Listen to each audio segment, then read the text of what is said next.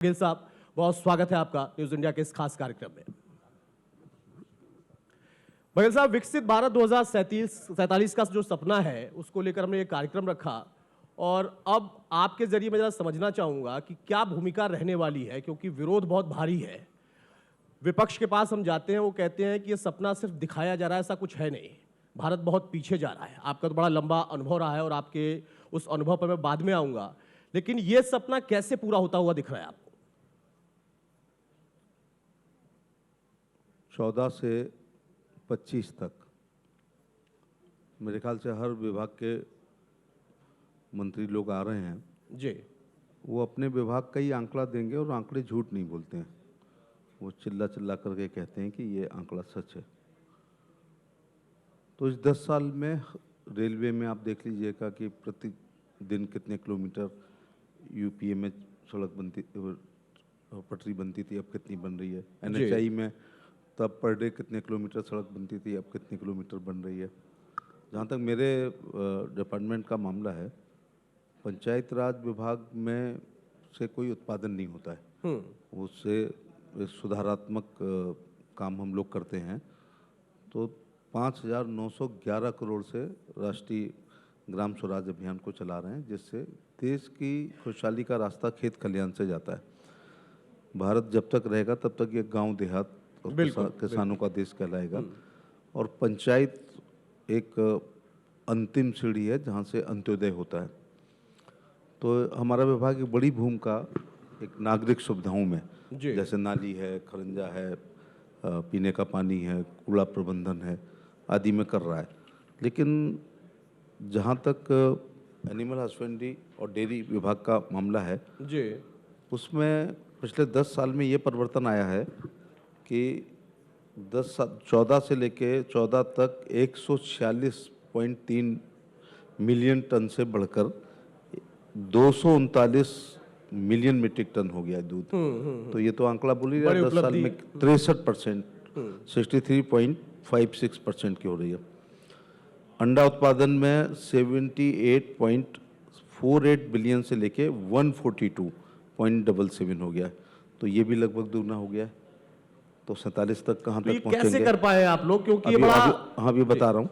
इसी प्रकार से मांस का उत्पादन जो 6.69 मिलियन टन से 10.25, ये भी 1.5 गुना हो गया, मिलियन टन हो गया।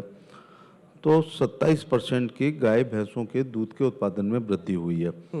जो 317 ग्राम पहले दूध इससे माता था, वो 471 ग्राम आ रहा है जी। अब 47 तक क्या करना, उसका रोड मैप तैयार हो गया है, लगभग हर विभाग ने तैयार कर लिया है। फिशरी के मामले में 60,000 करोड़ का एक्सपोर्ट हो रहा है, खासतौर से झींगा मछली का अकेले 20,000 करोड़ का हो रहा है।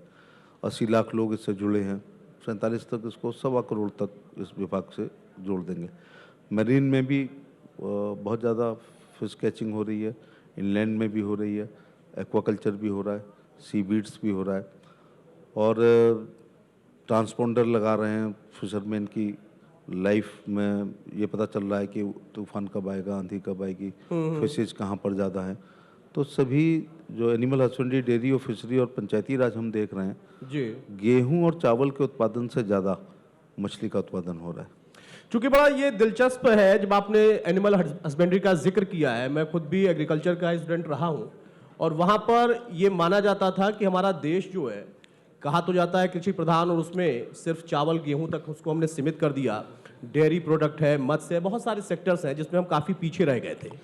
आप उत्तर प्रदेश से आते हैं और एक बड़ा प्रदेश सिर्फ नहीं है बल्कि उसके साथ साथ बड़ा स्कोप भी था।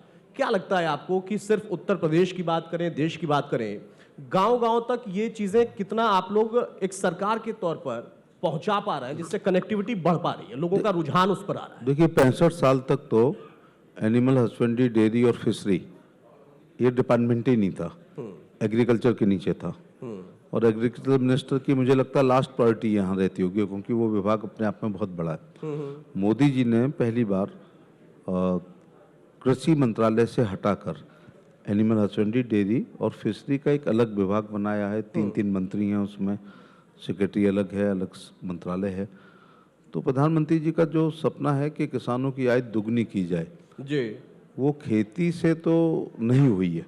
अगर खेती से हो रही होती तो ये देश अरबपतियों का देश होता। बिल्कुल। तो ये दुगनी कर सकते हम उन्नत किस्म के पशुपालन द्वारा, मुर्गी पालन द्वारा, मछली पालन द्वारा, सुअर पालन द्वारा, बकरी पालन द्वारा, भेड़ पालन के द्वारा, फूलों की खेती के द्वारा, फलों की खेती के द्वारा, ड्रिप इरिगेशन इस्तेमाल करके 40% पानी बचाएं, 60% और 40% यील्ड बढ़ाएं, स्प्रिंकलर इरिगेशन द्वारा, ऑर्गेनिक फार्मिंग के द्वारा, प्राकृतिक खेती के द्वारा और नैनो यूरिया और नैनो डीएपी का इस्तेमाल करके हम लागत भी कम कर सकते हैं। तो एनिमल हस्बेंड्री, डेयरी और फिशरी डिपार्टमेंट का एक बड़ा योगदान किसानों की आय को दुगना करने में हो रहा है।